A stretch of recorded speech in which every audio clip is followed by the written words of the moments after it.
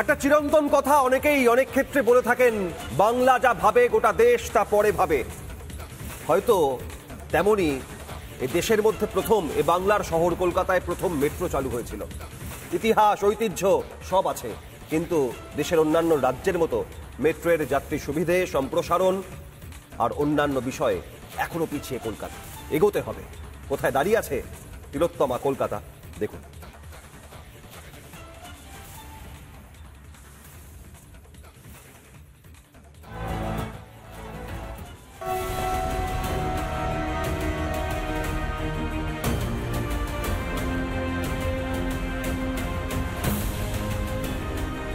1984 সালে চালু হয়েছিল দেশের প্রথম মেট্রো। তখনই পথ দেখিয়েছিল কলকাতা।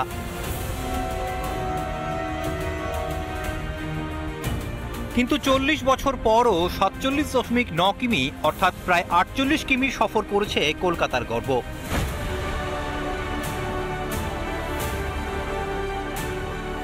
যেখানে দিল্লি মেট্রো ছুটছে প্রায় 400 কিমি রুটে, বেঙ্গালুরুতে 96 কিমি বিস্তৃত মেট্রো পথ, হায়দ্রাবাদে 67 কিমি, চেন্নাইয়ে 54 কিমি, কলকাতা দৈর্ঘ্যে পঞ্চম, মানে শেষের দিকেই।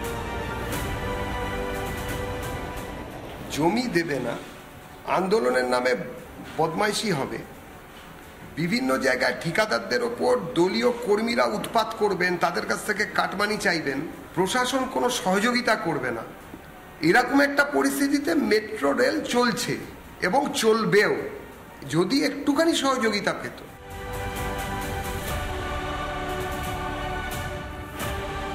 কলকাতার লাইফ লাইন বলে পরিচিত মেট্রো, আসলে মেট্রোর পরিকাঠামোতেই গলদ স্পষ্ট।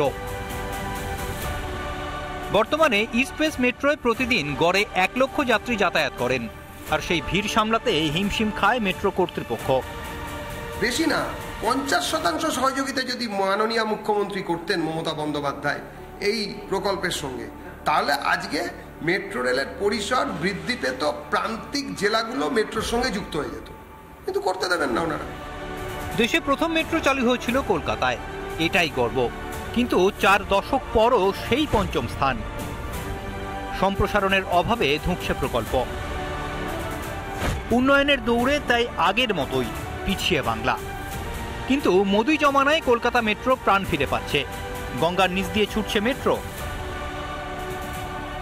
মেট্রো পথে জুড়েছে শিয়ালদা সল্ট লেক। এবার নোয়াপাড়াও যুক্ত হয়ে গেল বিমানবন্দরের সঙ্গে। রিপাবলিক বাংলা।